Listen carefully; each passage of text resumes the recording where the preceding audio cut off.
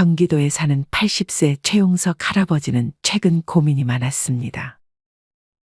낙상 사고로 고관절을 다친 최 씨 할아버지는 열심히 재활을 받았지만 노력이 무색하게도 이제는 걷는 것이 상당히 힘들어졌습니다. 최 씨 할아버지는 5분 거리의 마트에 가려면 30분 이상을 끙끙대며 가야 했습니다. 건강하게 살다가 자는 듯 떠날 수만 있다면 얼마나 좋을까? 최 씨 할아버지는 거동이 어려운 노년의 삶이 이제는 걱정과 두려움이 앞서기 시작했습니다. 살다가 내가 원할 때 편안히 눈 감을 수 있는 제도가 있다면 나는 지금보다도 훨씬 더 안정적이고 느긋한 삶을 살 수 있을 텐데. 최 씨 할아버지는 요 근래 이런 생각만 들었습니다. 최 씨 할아버지는 10년 전 아내가 먼저 지병으로 떠났고 아들과 딸은 결혼해서 출가한 상태였습니다. 최 씨는 자식들에게 짐이 되는 것은 죽기보다 싫었기 때문에 자식들에게 요양원에 대한 얘기를 먼저 꺼냈습니다. 최 씨 할아버지는 자식들의 도움으로 장기 요양 등급을 신청했습니다. 최 씨 할아버지는 거동이 불편하다는 것과 다른 안 좋은 부분들이 인정돼 장기 요양 등급 4등급 판정을 받았습니다. 하지만 장기 요양 등급을 받아도 최 씨 할아버지의 마음대로 요양원에 바로 들어갈 수는 없었습니다. 찾아봤는데 남자가 들어갈 수 있는 자리가 없다네요. 딸이 알아본 꽤 괜찮은 요양원이 있었지만 할머니들이 들어갈 자리만 있을 뿐 할아버지들이 들어갈 자리는 없었습니다. 자식들은 5군데 이상을 알아봤지만 자리가 자꾸 없다고 해서 최 씨는 요양원마저 들어가기 힘든 상황에 놓였습니다. 그렇다고 간병인을 부르자니 돈이 부담이 됐습니다. 최 씨는 지금 사는 오래된 집과 연금 130만 원 이외의 재산은 없었습니다. 최 씨 할아버지의 자식들은 찾다 안 되니 점점 일이 바쁘다는 이유로 최 씨에게 덜 신경 쓰기 시작했습니다. 최 씨 할아버지는 이대로 가면 안 되겠다 싶어 자기가 직접 알아보기 시작했습니다. 최 씨 할아버지는 과거에 컴퓨터 다루는 일을 했었기에 자료를 찾아보는 것에는 일가견이 있었습니다. 할아버지는 분명 자신과 비슷한 처지의 사람들이 있을 것이라 생각했습니다. 최 씨는 요양원 대신 갈 만한 곳이 있는지 알아보기 시작했습니다. 최 씨 할아버지가 첫 번째로 알아본 곳은 노인요양 공동생활가정이라는 곳이었습니다. 찾아보니 노인공동생활가정이라는 곳과 노인요양 공동생활가정 두 가지로 나뉘어 있는 것 같았습니다. 노인요양 공동생활가정은 입소 정원이 9명 이하로 요양원과는 다르게 가정집 같은 곳에서 돌봄이 필요한 노인들에게 돌봄 서비스를 제공하는 곳이었습니다. 여러 명이 한 공간에서 생활하는 요양원과 달리 노인요양 공동생활가정의 최대 입소 인원이 9명으로 제한되어 있기 때문에 낯선 분위기를 꺼리는 최 씨 할아버지에게는 꽤나 매력적으로 다가왔습니다. 노인요양 공동생활가정은 노인의료복지시설로 분류되어 치매, 중풍 등 노인성 질환으로 심신의 장애가 발생하여 도움을 필요로 하는 노인에게 가정과 같은 주거 여건과 급식, 요양, 그 밖에 일상생활에 필요한 편의를 제공받을 수 있었습니다. 노인요양 공동생활가정은 장기요양 등급을 받은 사람이라면 들어갈 수 있고 치매 전담형 노인요양 공동생활가정의 경우 2에서 5등급의 치매 어르신이 이용할 수 있습니다. 시설의 기준도 대부분 1층에 있었고 2층 이상인 경우 엘리베이터가 있었기 때문에 크게 불편할 것 같지는 않았습니다. 최 씨가 알아본 곳의 노인요양 공동생활 가정의 이용요금은 다음 표와 같았습니다. 최 씨의 경우 비급여인 식대와 간식까지 포함해 70만 원 정도의 저렴한 금액으로 들어갈 수 있었습니다. 노인요양 공동생활 가정의 경우 요양원과 비슷하게 세면, 배설, 목욕 등의 생체 활동을 지원해주고 조리 및 세탁 등 일상가사까지 지원해주는 곳이기 때문에 고려해 볼 만했습니다. 노인요양 공동생활가정 말고 노인공동생활가정이라는 곳도 있는데 마찬가지로 여기도 가정집인 건 똑같지만 이곳은 거의 양로시설과 동일하다고 생각하면 됩니다. 노인요양 공동생활가정과는 달리 돌봄이나 케어가 적용되지 않기 때문에 건강한 사람들이 들어가는 곳인데 건강하다면 굳이 들어갈 필요는 없지 않을까 하는 생각이 듭니다.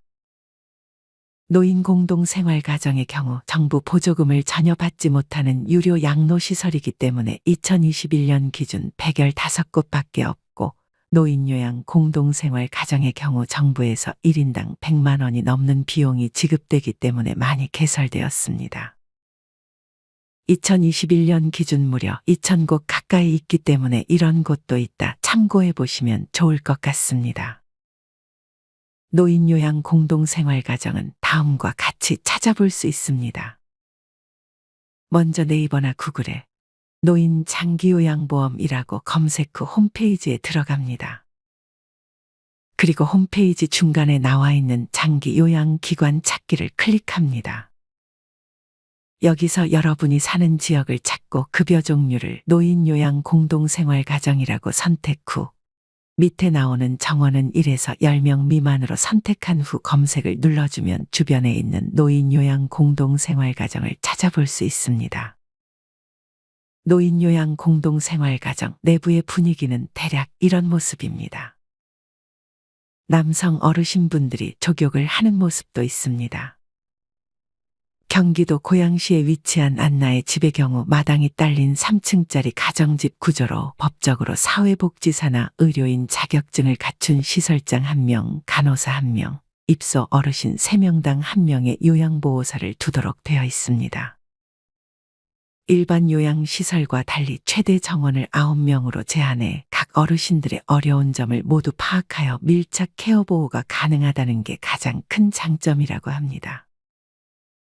최 씨 할아버지는 일단 노인요양 공동생활가정은 이 정도만 알아본 후 선택지 중 하나로 정해놓고 다른 곳을 알아보기 시작했습니다. 최 씨 할아버지가 요양원 대신 선택한 곳 두 번째는 월 100만 원대 실버타운이었습니다. 월에 100만 원만 내면 생활비 걱정은 없었기에 연금으로 충당할 수 있었지만 문제는 보증금이었는데 만약 실버타운을 들어가려면 지금 사는 집을 팔고 보증금으로 내야 했습니다. 다행히도 거동이 불편한 어르신들이 입소 가능한 실버타운도 있었습니다. 사실 앞서도 잠깐 언급했던 것처럼 남성의 경우 장기요양 등급을 받아도 요양원의 자리가 많이 나지 않아 요양원에 들어가지 못하는 경우도 많습니다. 이처럼 근본적으로 요양원에서 남자 어르신을 기피하는 것이 현실입니다. 그 이유는 일단 남자 요양보호사가 부족하기 때문입니다. 남자 어르신의 경우 요양원에 입소했을 때 폭력적인 모습을 보이거나 폭언을 하는 경우가 많고 요양원 생활에 잘 적응하지 못하는 경우가 여성 어르신에 비해 상대적으로 높은 것도 또 하나의 원인입니다. 실제로 요양보호사로 일하시는 분이 말한 내용을 참고하면 방문요양의 경우 남자 어르신은 기피 대상자가 된다고 합니다. 언제 폭력이나 폭언이 나올지 모른다는 것이 그 이유였습니다. 그리고 요양원에서 근무하는 남성 요양보호사의 말에 의하면 휠체어나 침대로 이동할 경우 굉장히 무겁고 만약 여자 요양보호사가 그 무게로 옮기려면 정말 많은 힘을 써야 한다고 합니다. 게다가 배변 소변을 하고 나서 여자 힘으로 옷을 갈아입히는 것이 너무 힘들어서 많은 요양보호사들이 관두는 경우도 많다고 합니다. 그러면서 요양보호사는 최저임금을 받고 일하는 경우가 많습니다. 간혹 폭력적인 남자 어르신의 경우 목욕을 할 때가 정말 고통스럽다고 합니다. 정신적, 육체적인 고통이 이루 말할 수 없다며 근무 환경이 하루빨리 개선돼야 한다고 말했습니다. 사정이 이렇다 보니 남자 어르신은 이제는 요양원마저 들어가기 힘들어지는 것이 현실이 됐습니다. 이 문제와 관련하여 얼른 요양보호사의 처우가 개선되는 등 관련 법제도가 만들어지기를 바랍니다. 이런 이유들로 만약 경제적 여유가 조금 있으시다면 월 100만 원대의 실버타운을 고려해 볼 수 있습니다. 물론 보증금은 별도로 대개 8천만 원에서 1억 정도 필요하다는 것이 단점이 될 수는 있습니다.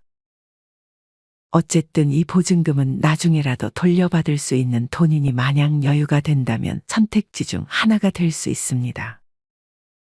만약 보증금이 없다면 고려해 볼 만한 실버타운이 두 군데 있습니다.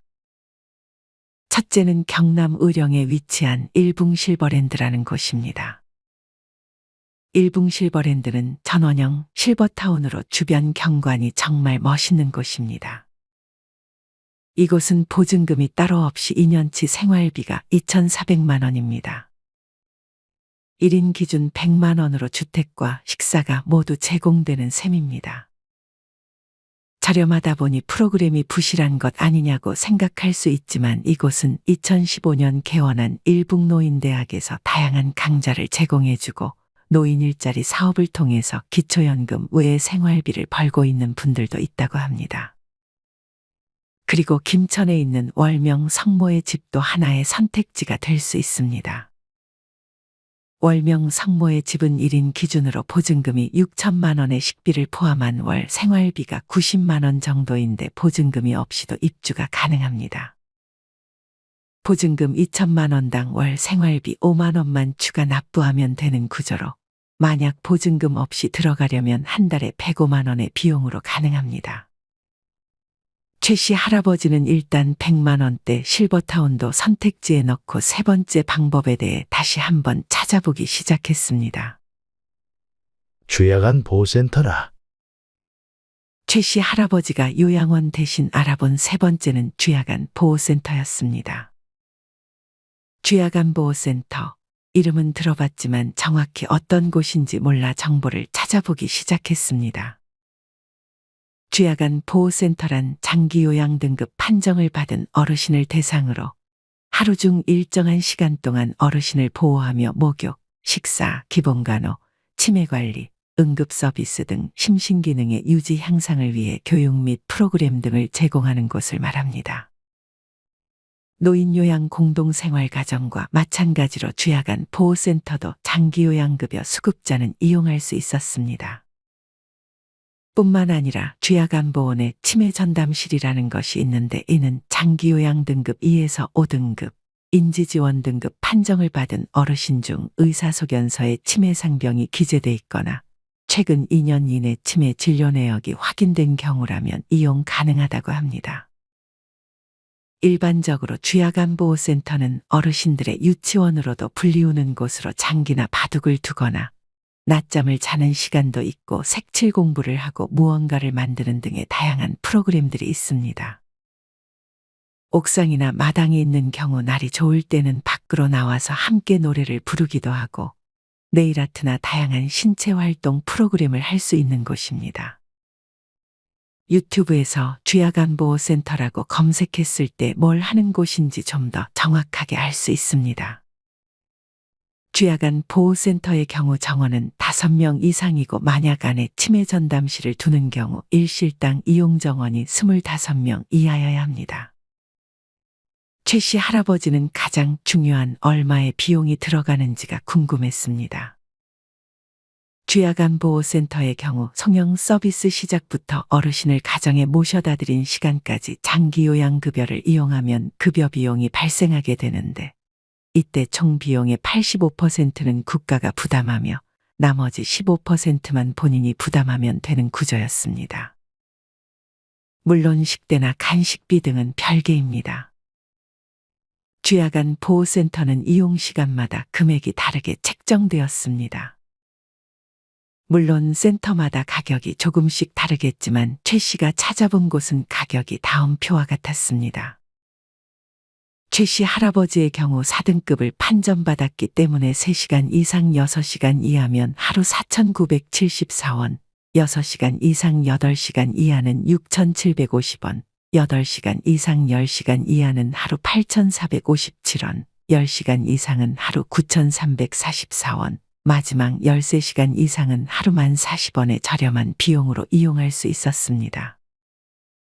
식비의 경우 평균 한 끼 2,000원에서 3,000원 정도였고 간식비는 1회 기준 500에서 1,500원, 하루 평균 2회 정도 간식이 제공됐습니다.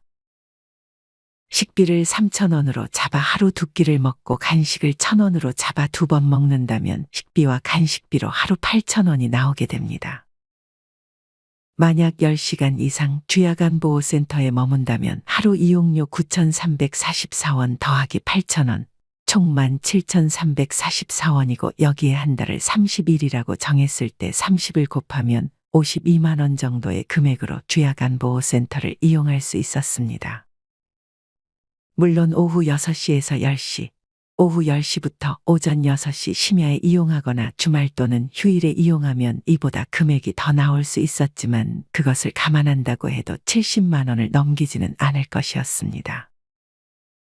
하지만 안타깝게도 여기에 월 한도 금액이 적용되었습니다. 최 씨 할아버지는 4등급 판정을 받았기에 월에 137만 600원까지만 제가 급여 혜택을 받을 수 있었고 이 금액을 초과한다면 본인 부담인 15%만 내는 게 아니라 자기가 다 내야 되게 됩니다.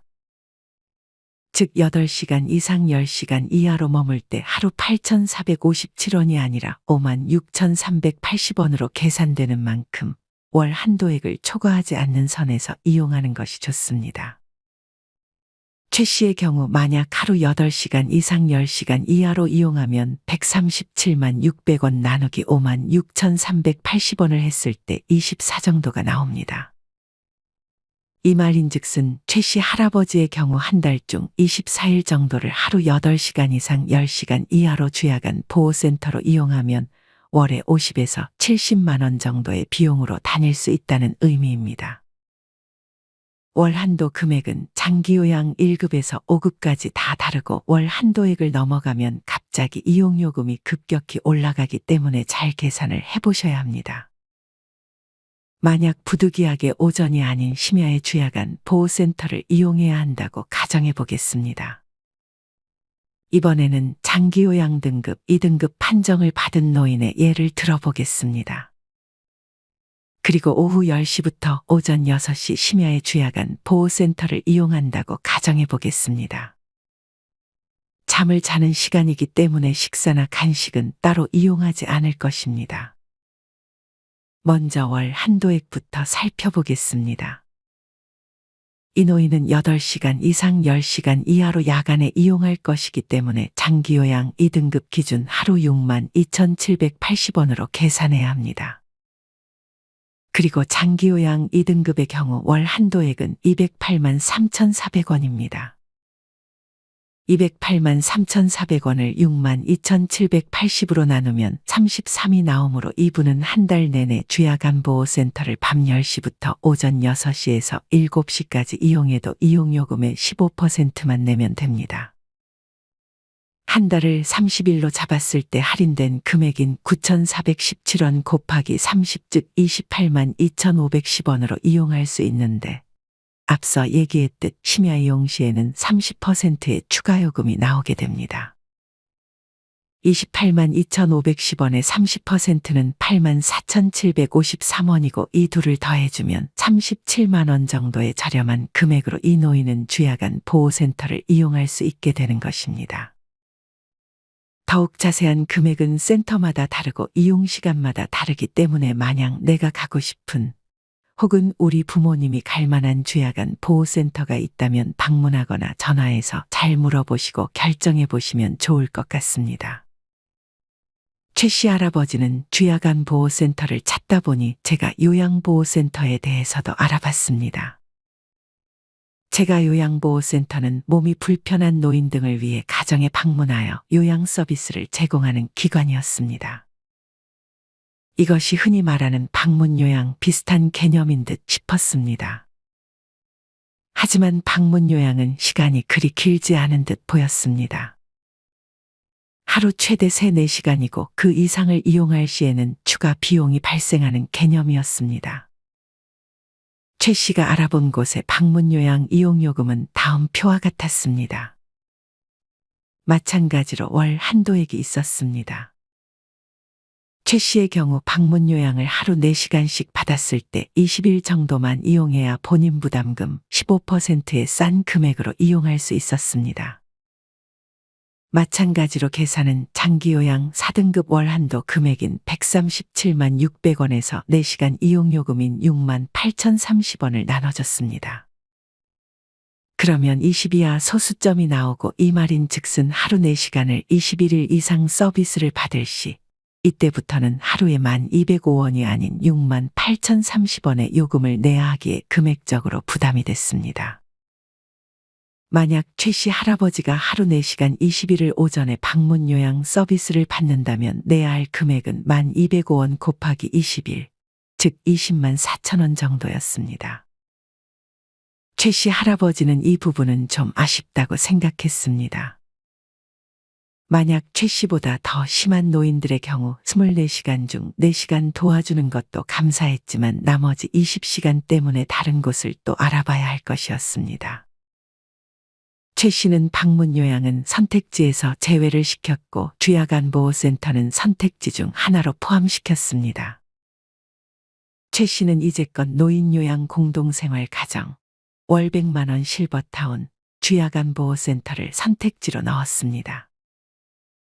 최 씨는 이 밖에도 근처에 사는 이웃들에게 돈을 주는 대신 반찬 부탁을 하거나 가끔 와서 청소를 해달라 부탁을 해볼까도 생각했습니다.